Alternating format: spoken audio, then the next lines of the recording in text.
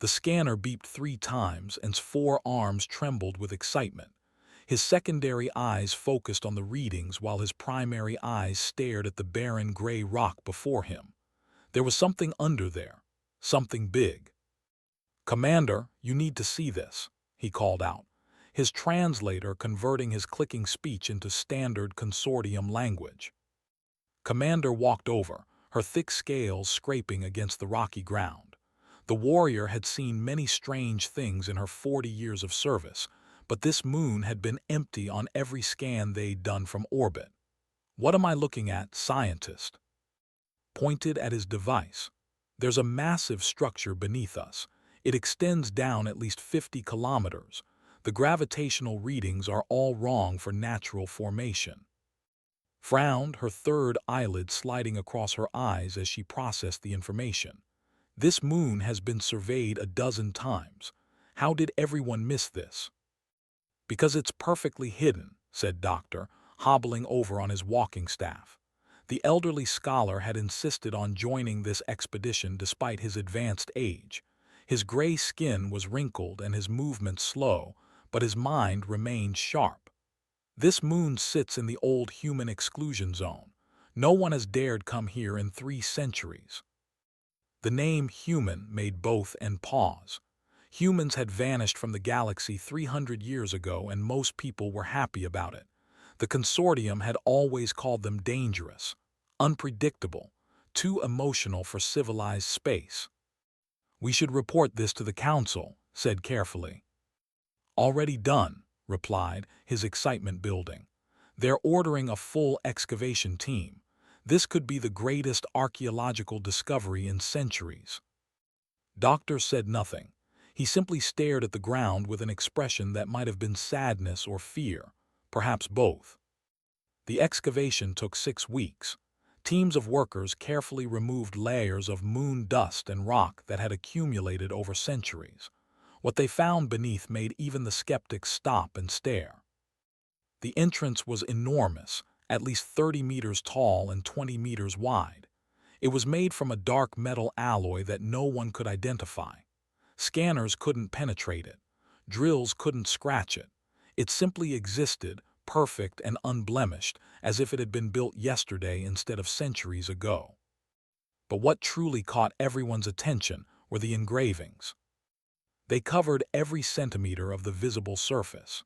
Text in hundreds of languages, some that the consortium still used, others that had been extinct for. The translation teams worked around the clock, and their findings sent chills through the camp. Every message said essentially the same thing, a warning. "To those who come after, know that we chose this. Do not open what should remain closed. Here lies the record of what was.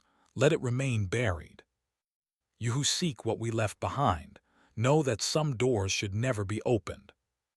The messages went on, each more ominous than the last.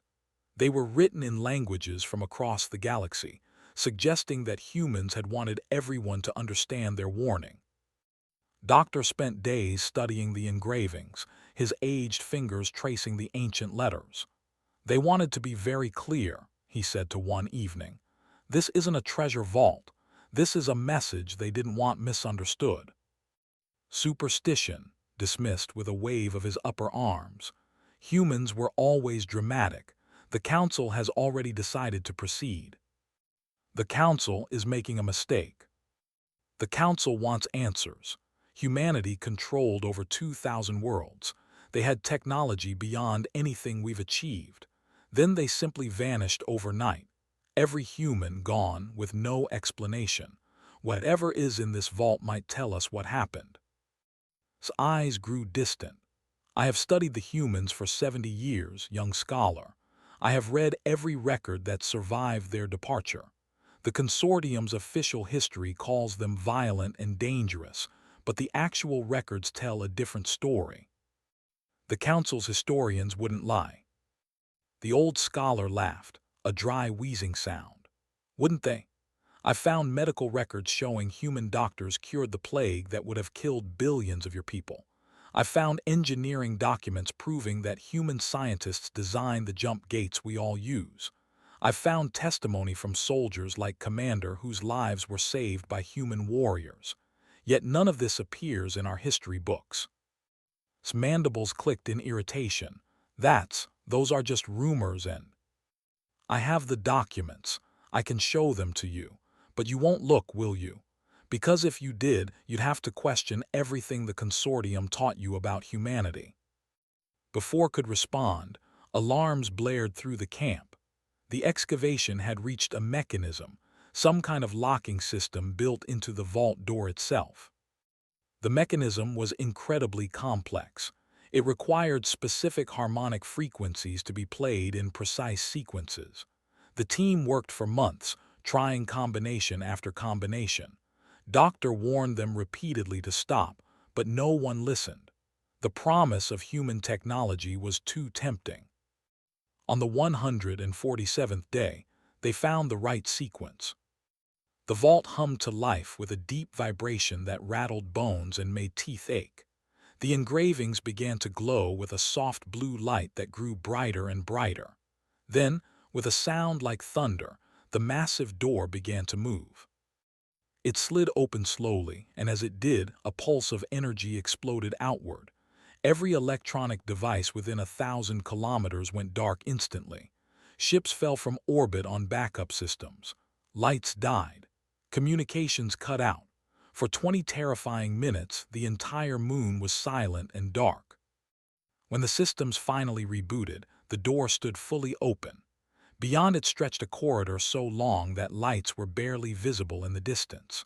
The walls were lined with crystalline pillars that pulsed with that same blue light, creating an eerie, rhythmic glow. "We shouldn't go in there," said quietly. The warrior had fought in dozens of battles, but something about this place made her uneasy. "We've come too far to stop now," replied, though even his voice wavered slightly. Doctor simply sighed and gripped his walking staff. "Then I am coming with you. Someone needs to witness this with clear eyes." The team moved forward cautiously. The corridor was exactly 50 meters wide and 30 meters tall, large enough to move entire spaceships through. The crystalline pillars hummed as they passed, responding to their presence. After walking for nearly an hour, they reached the first chamber. It was a museum. The room was circular and massive, at least 200 meters across. Display cases lined the walls, filled with objects that looked both familiar and strange. Human clothing, tools, books made from actual paper, toys for children, weapons, musical instruments. Each item was perfectly preserved and labeled in multiple languages. But the most impressive feature was the center of the room, where a holographic projector activated as they entered. Images flickered to life above them, showing humanity's history. The team watched in stunned silence as the hologram displayed Earth, the human. It showed their first ventures into space, their early struggles, their first colonies. The images were beautiful and sad, showing a species reaching desperately for the stars. Then the hologram showed first contact, humans meeting the own people in the year 2247. The meeting looked peaceful. Both species seemed excited and hopeful. The timeline continued. More contacts, more species. Humans spreading through space, always offering friendship, always seeking connection. Recognized some of the alien species in the images. Others had gone extinct long ago. But something in the hologram changed as the years passed. The meetings became colder.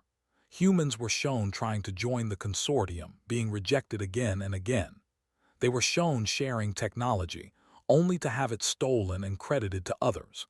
They were shown sending doctors to help with plagues, engineers to help with disasters, soldiers to help with wars, and each time they received no recognition. The hologram showed humans being basic rights, being forbidden from owning property in consortium space, being barred from most professions, being used as disposable labor for dangerous jobs. Yet through it all the hologram showed them helping, saving, building, giving. The final display appeared and everyone in the room grew still. It showed Earth, whole and beautiful, rotating slowly in space, Green continents, blue oceans, white clouds. Text appeared below it in every known language, record of origin preserved for remembrance. A date followed, August 15, 2547. "That's the day they vanished," whispered. Doctor stepped closer to the hologram, his eyes scanning the text carefully. Then he saw something that made his blood run cold. Below the date was another message, smaller but clear. "The day we stopped waiting for permission." "What does that mean?" asked. The old scholar turned to face the team, and his expression was grave. "It means they didn't disappear. It means they left, deliberately, all of them, together." "That's impossible," protested. "Moving billions of people across thousands of worlds in a single day, the logistics alone would be beyond anything we can imagine," finished. "Which suggests that humanity was far more advanced than we ever knew. They weren't primitive. They weren't weak. They simply chose to let us believe that." Examined the walls of the chamber and noticed something that made her stomach tighten. There were doors leading deeper into the vault, at least a dozen of them spaced evenly around the room. "This isn't the only chamber. This place goes much deeper." Pulled out his scanner, though his hands were shaking now. "You're right. There are multiple levels, at least 5 that I can detect, possibly more below that." "Then we need to see them all," one of the other scientists said. Doctor shook his head slowly. "We already should have heeded the warning on the entrance, but if we're going to continue this folly, we must be prepared for what we find. The humans left this place for a reason. They wanted those who came after to understand something, and I fear that lesson will not be a gentle one." The team chose the nearest door and descended to the second level. The air grew colder as they went down, and the blue lights pulsed faster, as if the vault itself had a heartbeat that was quickening. The second chamber was different from the first. Where the museum had been orderly and peaceful, this room felt accusatory. The walls were covered with holographic displays, each one showing a different moment in history. One display showed human doctors working frantically in a medical facility. The text identified it as the home world during the plague of 2289. Watched as humans in protective suits moved between patients, administering treatments, comforting the dying. The plague had killed 3 billion before it was stopped. "I remember learning about this," said quietly. "We were taught that scientists developed the cure." Doctor pointed at the display, where the cure's chemical formula was being shown. "Look at the signature on that formula. Dr. Sarah, human. She died from the plague 2 days after developing the cure because she refused to stop working long enough to treat herself." Another display showed a massive engineering project. Humans and working together to build something enormous in space. Stepped closer, her eyes widening. "That's the jump gate. It saved my species from isolation. We were told engineers designed it." The display zoomed in on the design documents. Every single page had human signatures. Every calculation had been done by human mathematicians. Every piece had been fabricated in human factories. "They built it for free," said softly. "I found the records. Your government asked for help. Humanity sent 10,000 engineers and workers. They spent 3 years building that gate. When it was finished, they asked for nothing in return. Your government erased their names from the records within a decade." His claws extended involuntarily, scraping against her armor. "That's not. We wouldn't." But the evidence was all around them. Display after display showed the same pattern. Humans creating something wonderful. Humans offering it freely. And then the consortium taking credit, erasing the human contribution from history.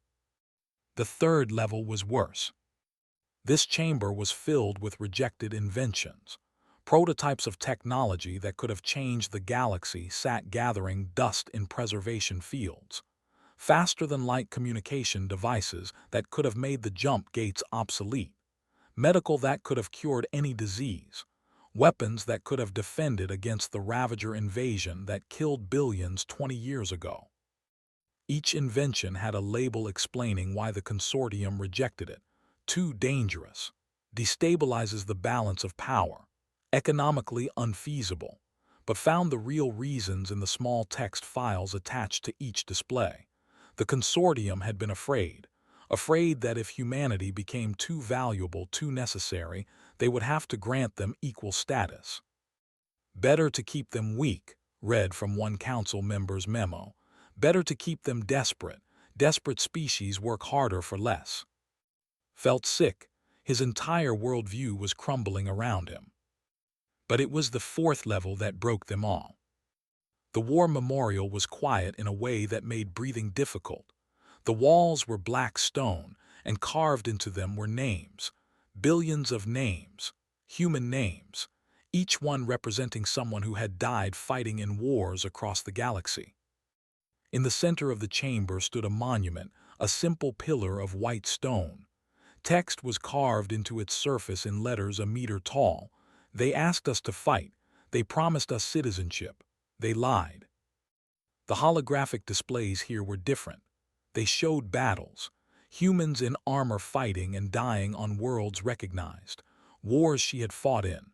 Wars she had survived because of human soldiers fighting beside her. One display made her fall to her knees. It showed the Battle of VII, where had earned her first command. She had been a young soldier then, barely trained, part of a unit that had been sent to fight the Hen rebels. The rebellion had been brutal.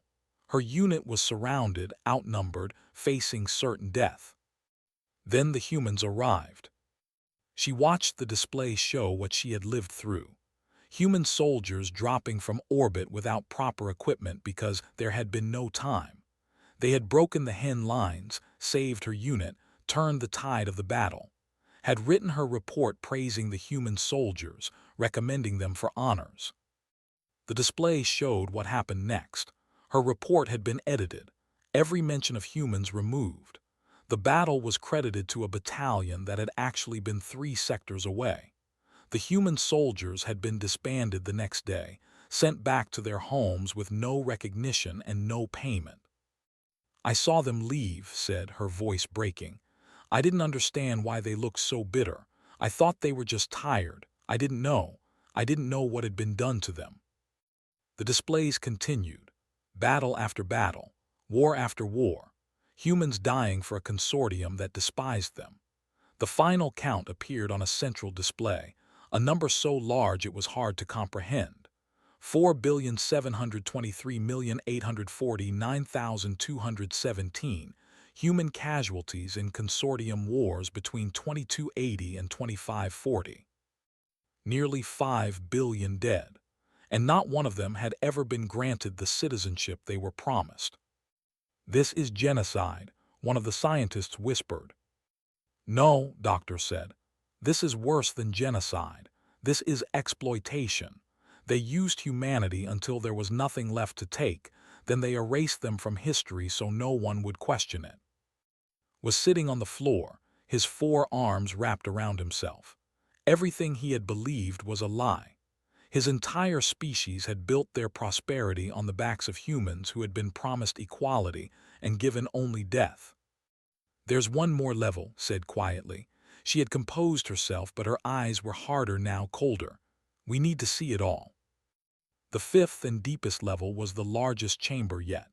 It was a database, a massive library of information stored in crystalline matrices that hummed with power. The holographic interface activated as they entered, and a gentle voice spoke in perfect consortium standard. Welcome, visitors. This is the archive of truth.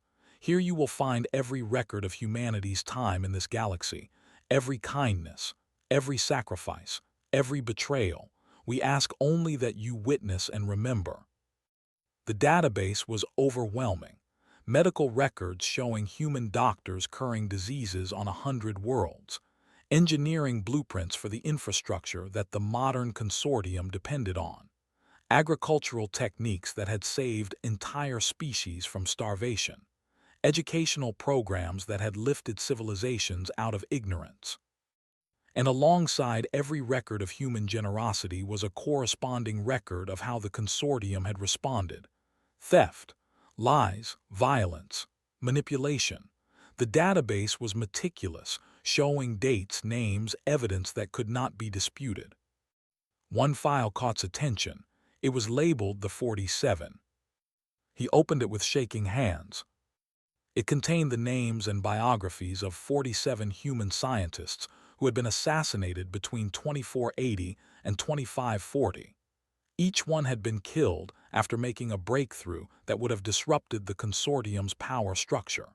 Each murder had been made to look like an accident. Each investigation had been closed without finding the killers. But the humans had found them. The database contained everything: communications between council members ordering the deaths, payment records for the assassins, evidence of conspiracy at the highest levels of consortium government. "If this information gets out," one of the scientists said, "it will destroy the consortium." "It should," growled. "It all should burn for what was done." Doctor moved to the center of the chamber, where one final holographic projector waited. It was larger than the others, clearly designed to be the culmination of everything they had seen. "I think," he said softly, "that we are about to hear from humanity itself." He activated the projector. A human appeared before them, so lifelike that for a moment everyone thought she was real. She was a woman of middle age, with dark skin and gray hair pulled back from her face. Her eyes were kind but infinitely sad. She wore a simple blue uniform with a single insignia, a circle of stars around an image of Earth. "My name is Dr. Sarah," the hologram said. "I am the last ambassador of humanity to the Galactic Consortium. I record this message on August 14, 2547, one day before we depart forever. If you are watching this, it means you have opened our vault and witnessed our history. I hope it has given you much to think about." The hologram began to pace, her hands clasped behind her back. "We came to the stars seeking fellowship. We dreamed of a galaxy where different species could live together, learn from each other, grow together. We found something very different. We found fear. We found hatred. We found people who saw our kindness as weakness and our generosity as stupidity. We tried for 300 years to be part of your consortium. We followed every rule. We accepted every insult. We fought your wars and saved your people and asked only for recognition as equals. And in return, you used us until we had nothing left to give." The hologram stopped and looked directly at the camera, as if she could see through time to the people watching. "But we are not angry. We are not seeking revenge. We are simply done waiting for you to be better than you are. On August 15, 2547, every human in this galaxy will board ships and leave.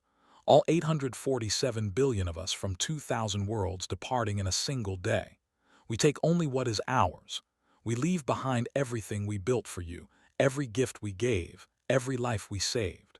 Perhaps you will appreciate it more when we are gone. This vault is our final gift to you. It is the truth, preserved perfectly, so that no future generation can claim ignorance of what was done. What you do with this knowledge is your choice. Bury it again if you wish. Pretend we were the villains you always said we were, or face the uncomfortable reality that your consortium was built on cruelty and maintained through lies." The hologram smiled, but it was a sad, tired expression. "We are not extinct. We are not hiding. We simply chose to find others more worthy of what we have to offer. The galaxy is vast, and the consortium controls only a small part of it. There are species beyond your borders who need help, species who will treat us as equals rather than tools. We go to them now. To those few who tried to help us, who spoke against the injustice, who were silenced by their own governments, we forgive you. To those who profited from our suffering, we pity you. And to the young ones who will inherit this broken system, we hope you will do better." The hologram began to fade, but her final words rang out clear and strong. "You will never see us again, but know this: we are out there and we are thriving, and we forgive you. May you someday forgive yourselves." The projection ended, leaving the chamber in silence. Doctor was weeping quietly, tears running down his weathered face. Sat motionless, processing the weight of what he had learned. Stood at attention, her military training the only thing keeping her composed. Then alarms began blaring through the vault.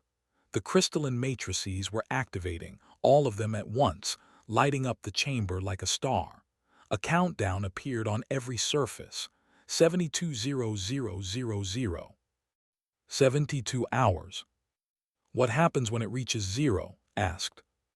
The vault's AI spoke again, its gentle voice now carrying a weight of finality.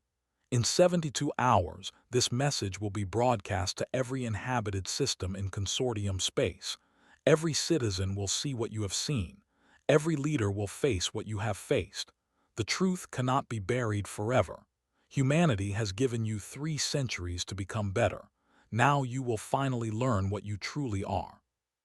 The team ran for the exit, their minds reeling. As they emerged into the open air of the barren moon, they saw their ship's communications officer rushing toward them. "Commander, we're receiving a priority transmission from Consortium High Council. They're ordering us to seal the vault immediately and report back. They're saying—" The officer paused, looking confused. "They're saying that everything inside is a human deception, that we're not to trust anything we find." Looked back at the vault entrance, then at Doctor, then at her communications officer. She made a decision that would change the galaxy. "Broadcast everything," she said. "Every recording, every document, every piece of evidence. Send it to every world, every station, every ship. The Council can say it's a deception, but let the people judge for themselves." "Commander, that's treason," the officer said quietly. "No," replied, "that's justice, finally." The countdown continued. The clock was ticking, not toward destruction but toward truth, and the consortium would never be the same again. The data broadcast went out within 6 hours, faster than the Council could stop it. Doctor had spent years building a network of sympathetic scholars and historians across the galaxy. They had been waiting for proof, and now they had it in overwhelming detail. The reaction was immediate and violent. Riots broke out on 17 worlds within the first day. Younger species who had joined the consortium after humanity's departure were outraged to learn the truth. The government fell within 30 hours as citizens demanded accountability. The military split into factions, with younger soldiers refusing to follow orders from commanders who had profited from human suffering. The Consortium High Council declared a state of emergency and tried to suppress the information, but it was too late. Every attempt to shut down communications only made the truth spread faster. People who had never questioned their government were now questioning everything. On the third day, as the vault's countdown reached zero, something extraordinary happened. Ships appeared at the edge of consortium space. Thousands of them, appearing in perfect formation along the galactic rim. They were unlike anything in consortium databases, sleek, organic-looking vessels that seemed to shimmer and shift in the starlight. A transmission came through, broadcasting on every frequency simultaneously. The voice spoke in 10,000 languages at once, perfectly translated for every listener. "We are the Kindred Coalition. We represent 14 species from beyond your borders. For 250 years, we have existed in peace and prosperity, thanks to the humans who found us when we were dying and desperate. They saved us. They taught us. They asked nothing in return but friendship. We have heard their stories of you. We have reviewed the records from their vault. We have seen what you are." Panic spread through consortium space. The military scrambled to respond, but no one knew if these newcomers were hostile. Fleet commanders demanded orders. Politicians demanded explanations. Citizens demanded to know what was happening. The Kindred transmission continued, calm and measured. "Humanity forgives you. They have told us this repeatedly. They harbor no hatred, no desire for revenge. They simply wanted to be free of you, but we do not share their infinite patience. We do not share their endless compassion. We are not human, and we will not allow you to continue as you have." Then the kindred demonstrated their power. Every jump gate in consortium space activated simultaneously, not for travel but for something else. Energy barriers sprang to life at every major route leading in or out of consortium territory. Ships trying to pass through found themselves gently but firmly pushed back. "You are now isolated," the kindred announced. "No ship may leave. No communication may reach beyond your borders. You are not prisoners. You may move freely within your own space, but you will not be allowed to spread your corruption to others." The transmission changed and a new voice spoke. A human voice.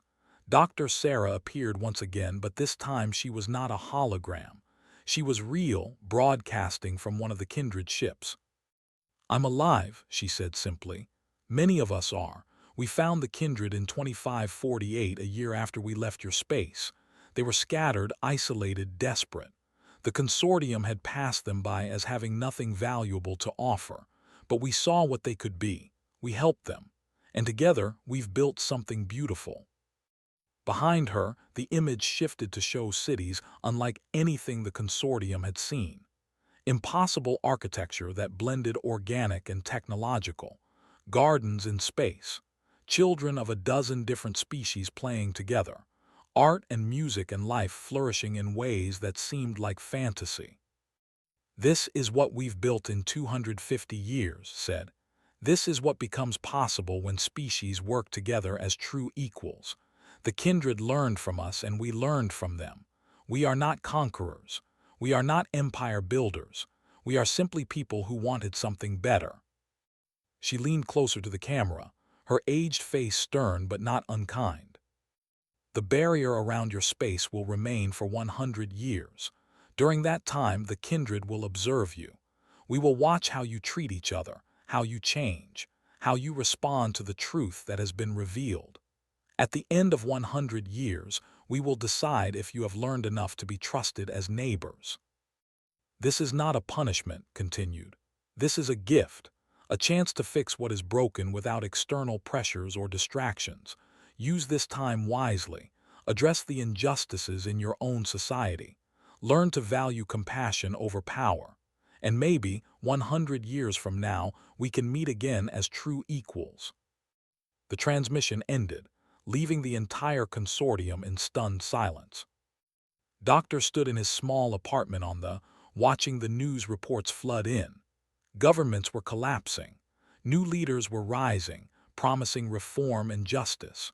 Truth tribunals were being established to investigate crimes against humanity and other exploited species.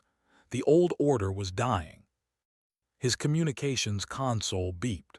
A private message, encrypted with codes that should have been impossible for anyone outside the consortium to possess. He opened it with shaking hands. Dr. Sarah's face appeared on his screen, and she was smiling. "Doctor," she said warmly, "we've been watching you for decades, every paper you wrote, every speech you gave, every time you stood up for the truth when it was dangerous to do so. The kindred told us everything that happened at the vault. Thank you for your courage." Tried to speak, but found his voice caught in his throat. "I wanted you to know that humanity never wanted revenge," continued.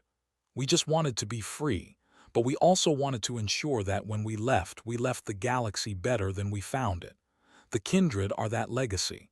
They'll be better teachers than we could have been. They're patient but firm, compassionate but just. They'll help your people learn if they're willing."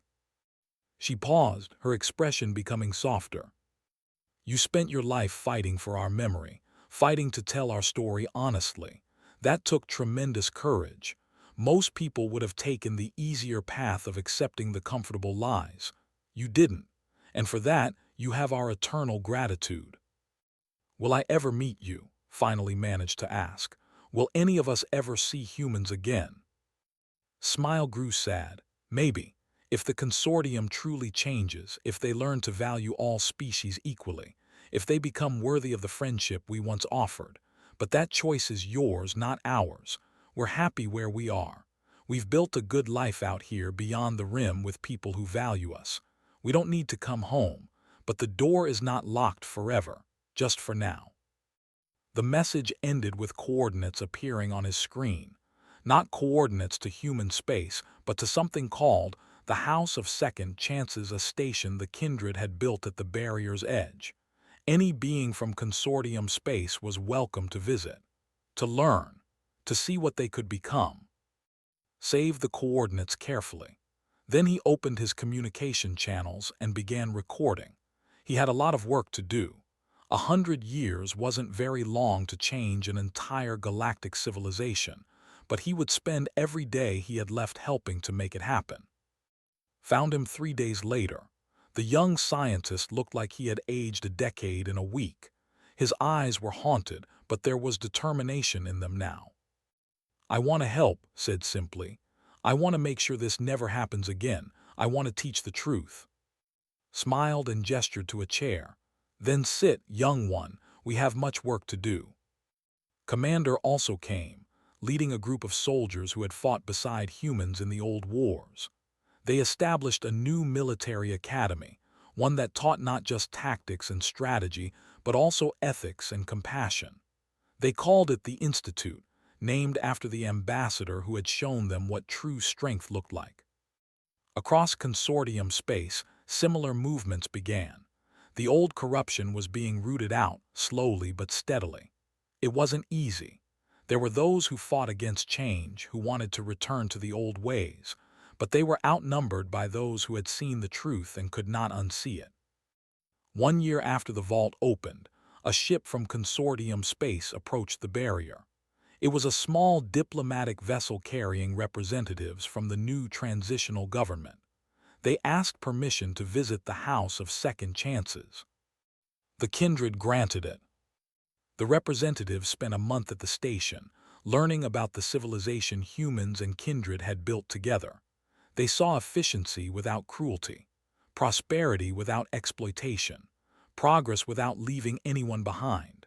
When they returned home, they brought with them not just stories but also hope. Change was possible, a better future was possible, but only if they chose it. Doctor never lived to see the barrier come down. He died peacefully in his sleep 17 years after the vault opened, at the age of 203. But before he died, he had trained an entire generation of historians, teachers, and truth-tellers. His legacy lived on in the students who carried forward his work. Was among them, now a respected professor who taught honest history to children across the galaxy. He always began his courses the same way, with a recording of the vault's entrance and its warning. "To those who come after, know that we chose this.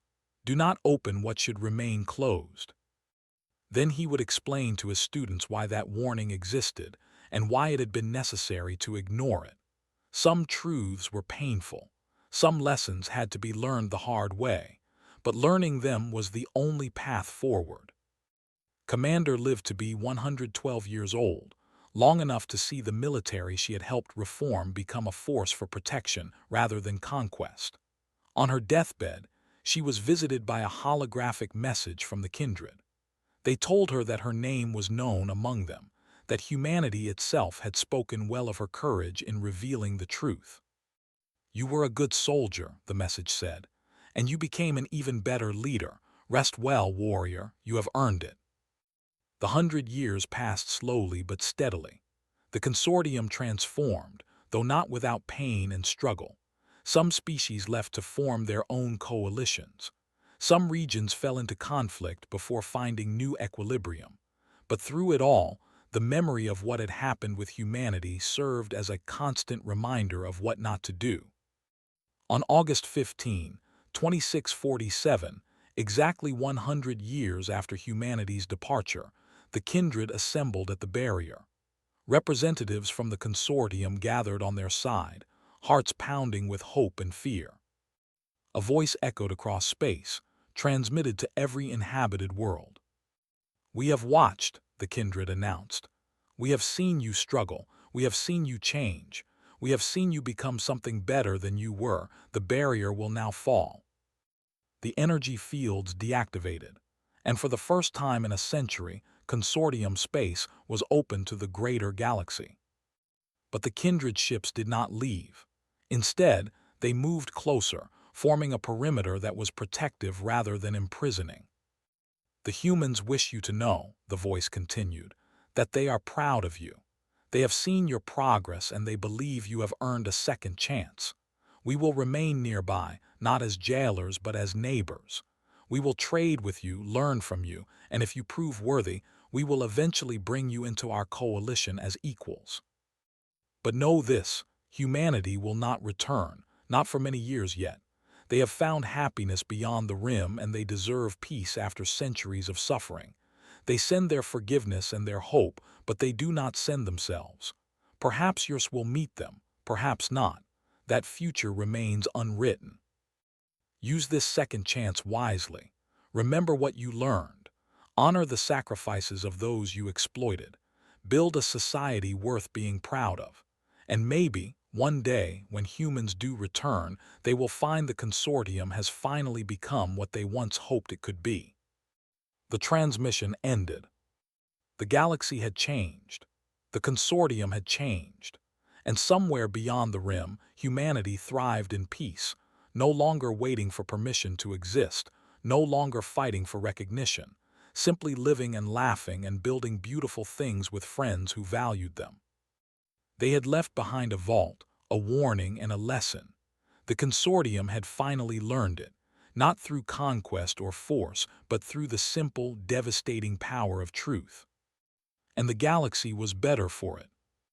The vault remained on that barren moon, sealed once more but not forgotten. It became a pilgrimage site, a place where people came to remember and to learn. No one ever opened it again. They didn't need to. Its message had been delivered, its purpose fulfilled. Above the entrance, someone had added new words to join the ancient warnings. They forgave us. May we become worthy of that forgiveness. It was a goal, a hope, a promise to do better.